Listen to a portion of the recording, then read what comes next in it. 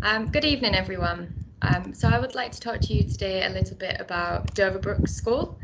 And I'm just trying to click onto the next slide here. There we go. So Doverbrooks was founded in 1977. It's located in Oxford, so as Sue says, it's not too far away from Abingdon School. It's actually in North Oxford, so it's about a 10 to 15-minute bus ride outside of Oxford city centre. It's along a really busy main bus road, so it's very, very easy to access the city centre. And we're about an hour by train to London. And for those of you who are wondering what Bicester Village is, it's a very large shopping centre nearby, which many of our students and our partners who come and visit like to frequent every now and then. So we actually have three parts to our school, but for the purpose of this webinar, I'll be focusing on two because we actually have two parts that are open for international students only. We have the international school and we also have the sixth form. So the international school is very small. We only have 100 students in there at the moment. It's a very warm, welcoming, small, comfortable environment for our students, particularly those who are coming to the UK for the first time. The sixth form is a little larger. There's around 370 students in there, and that's a mix of British students and international students. So roughly a 50-50 split at the moment. Like Abingdon, we have a really global, diverse network of students, and over the last 5 years, we've had 70 different nationalities. And you can see there on the map that we've had students from all over the world, both in the international school and the sixth form. So we really do welcome diversity within the school. We've had a few Thai students in the past. We currently have 16 students studying at the school in total, 4 in the international school and 12 in the sixth form. So I'll just start speaking first about the international school before I move on to the sixth form section. We have a student profile here from Nina, who's actually one of our Thai students. So it's all very well, us speaking to you about our schools and talking to you about our schools, but we also like to hear our students' voices as well. And we think it's really important to share their feedback and their thoughts about the school as well.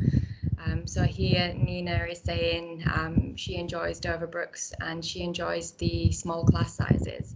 Within the international school, we have a maximum of 11 students per class. But as you can see there in Nina's quote, usually we have around 8 students in each class where possible, because we want our students to have as much one-on-one tuition time as possible. And we find that students learn a lot better in smaller classes, particularly if English isn't their first language. It's just a little bit easier for them to integrate and to start progressing with their studies in smaller class sizes. She also mentions the diversity within the school, so enjoys socialising with different students from different countries and cultures as well. And here are our results highlights for 2020. So our students in the international school study the IGCSE programme. And you can see there, this year our students had some amazing results despite what was obviously quite a challenging year. So we had 45% of our students achieving grades 9 to 8, which are the top grades. I think it's really important here as well to have a look at the percentage versus the national average, because obviously that shows how well our students are doing compared to students in other schools. And we like to say that's obviously because of our students and their ability to learn, but also the small class sizes and everything we do as part of the curriculum for them. We also had 60% of students taking the higher project qualification, the HPQ, which I'll talk to you a little bit about in a moment, achieving A star to A. So at the international school, we offer a wide range of different courses, so students can join us from as young as 11. Now, this is the Discovery Years programme. Students who are 11 and 12 can come to study with us. This is a brand new programme for September 21, so we're very excited to welcome some Thai students onto this programme, as well as students from all around the world.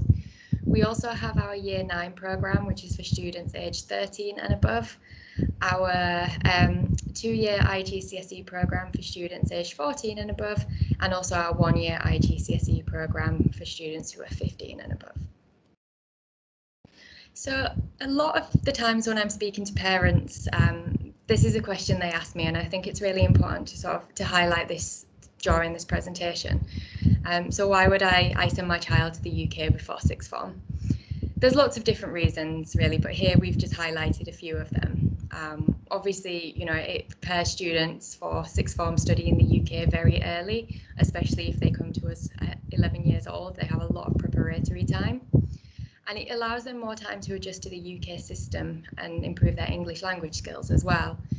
Many students who are coming from overseas are studying local school curriculum. They may not be taught in English, so it may take them a little bit of time to get familiar with new curriculums and also speaking English every single day. So it just allows them a little bit of time to do that as well. It also gives them a lot of time. I keep saying time here, but it's a lot of preparation. It allows students the time to explore different subjects and make choices for sixth form as well. We hope that many of our students will progress onto our own sixth form, and around 50% do each year. But of course, if we have students who are interested in other sixth forms, maybe all boys or all girls schools, then we can help them and facilitate their applications to other sixth forms as well. And obviously they're best placed in the UK to be able to visit other sixth forms. So why choose an international school? So as I say, the international school is just that. It's for our international and European students. So again, it's focusing more on understanding new curriculums, improving language skills, and also giving students confidence to speak up and take part in lessons as well. Quite often, if students are placed with British students who've been speaking English all their life at such an early age, they may lack confidence in class and speaking up and answering questions. And we find if all of our students are in the same position, it just allows them to gain their confidence before they join the sixth form. Our school also allows the opportunity to study the IGCSE qualification in just 1 year as well.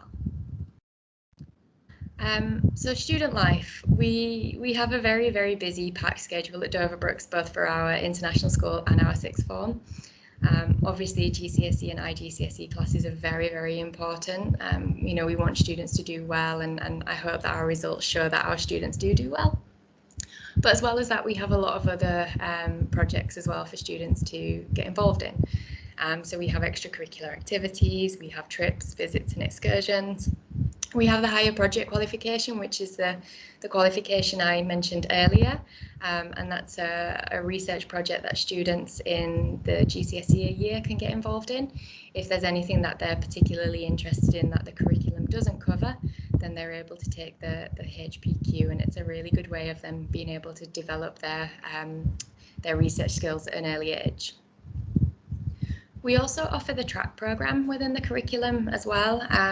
So the track consists of theory of research, active citizenship and theory of knowledge.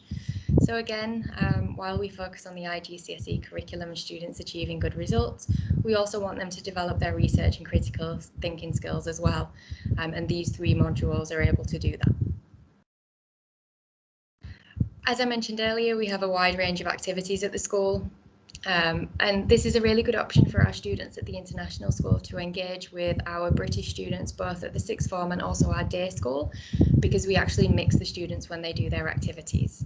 So they can take part in a wide range of different activities. There's lots of different sports options there for them. There's art club, we have music clubs, we've got spinning, swimming, music production. Basically anything that students want to do, they're able to do. And we find that if students come to us with ideas of clubs that we don't currently offer, normally there's a little bit of interest in it, so we can actually create new clubs for students when they come and join us. As part of the admissions process, we do actually interview all students, and at this point we would find out what activities they're interested in, because we want to make sure that there's something that we can offer them. It's really, really important for students to be able to do their studies, but also continue with their activities that they may have been enjoying in their home country. So here's just a typical day at the international school. So we start quite early at 8 a.m. For breakfast and run right through until 9 p.m, where students have a compulsory 2-hour study period, Monday, Tuesday, Wednesday and Thursday, and that's for all students in the international school. So students would have 3 meals a day at the school. They get breakfast, lunch and dinner. As I say, it looks like quite a packed, intensive day, but we do break that up with lunch and subject clinics and clubs. We also have clubs after school as well. It isn't compulsory for students to join clubs. It isn't compulsory for them to do it every day.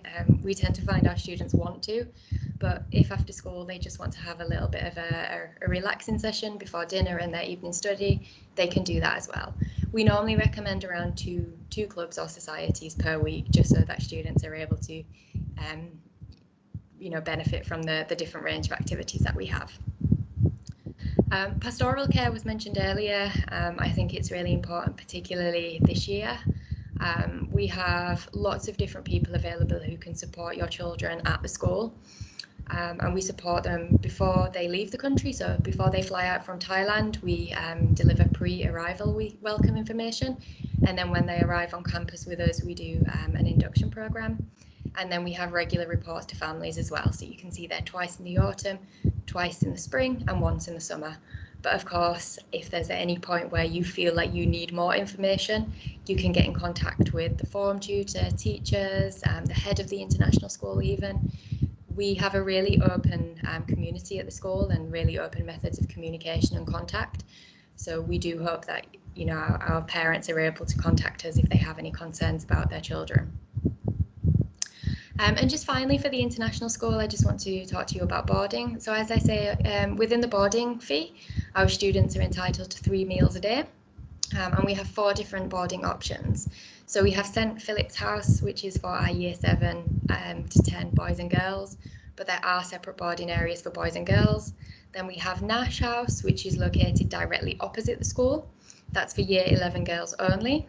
We have Hayfield House, which is just a 10-minute walk away from the school, and that's year 11 boys only. And then new for this year, we have a new accommodation block called Wyville Court, and that's for our year 11 boys and girls. And you can just see some photos here.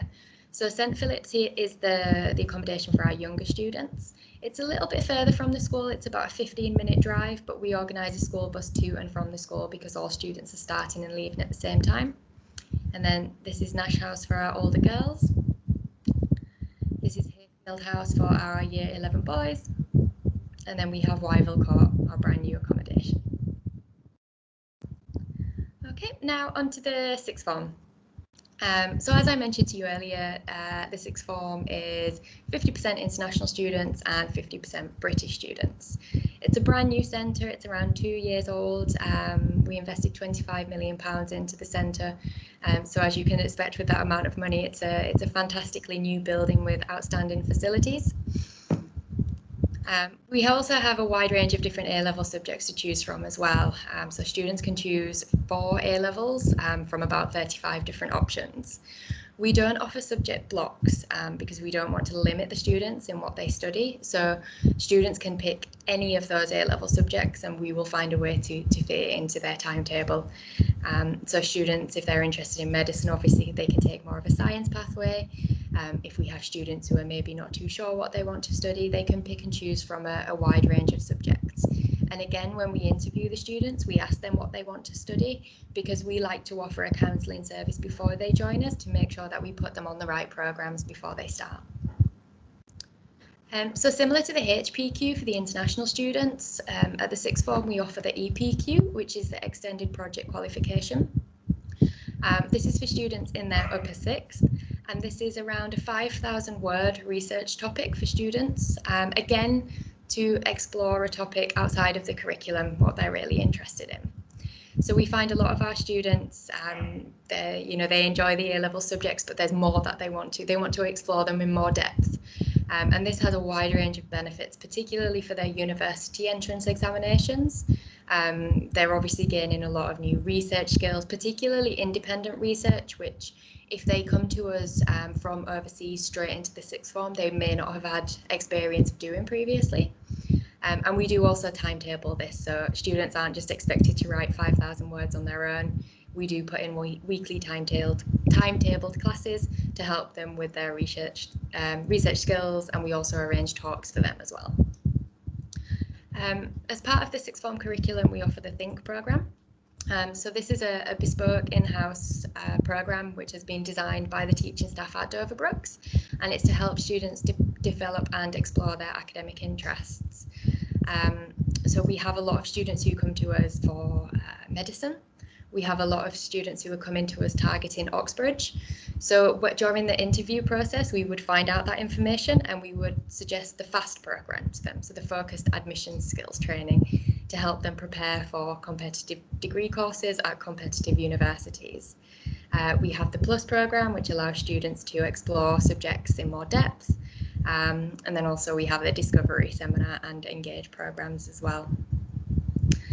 So again, we'd like to hear from our students. Here's Abby, a student from the UK. And here she's talking about the independence and freedom that she enjoys of being a sixth form student at Dover Brooks. While there are rules, there are regulations that students must follow. We are a non-traditional boarding school, so our sixth form students don't wear uniforms. They will address their teachers by their first names.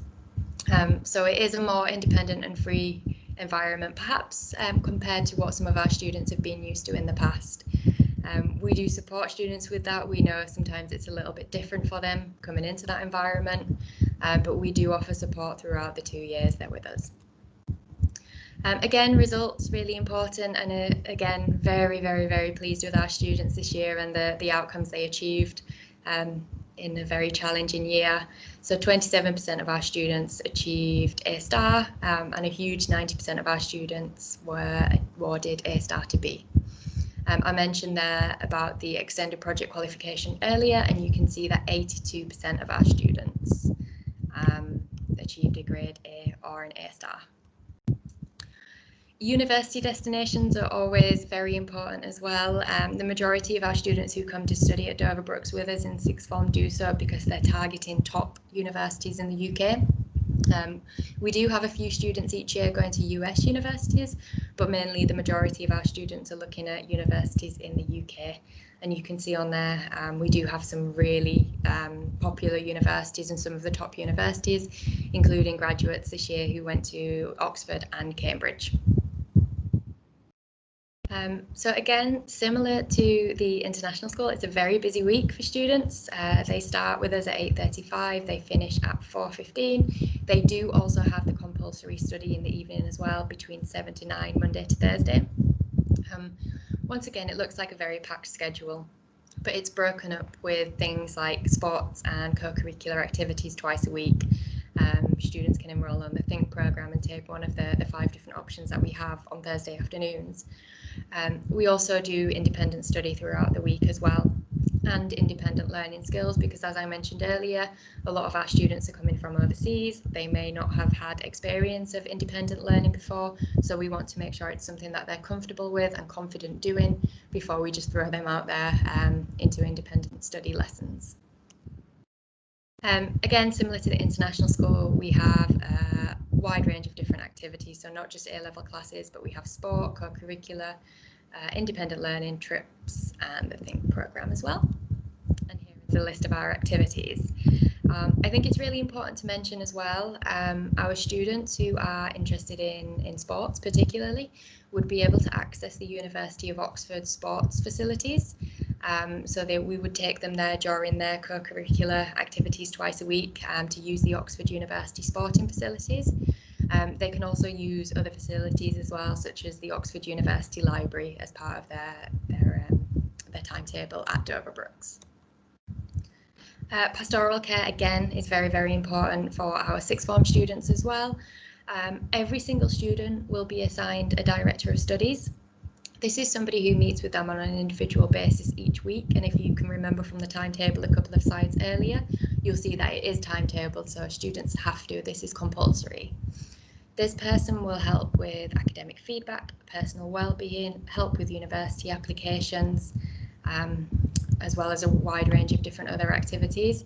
Again, this is your main point of contact. If you have any concerns about your child while they're studying, or you just want an update, you will have the contact details for the Director of Studies.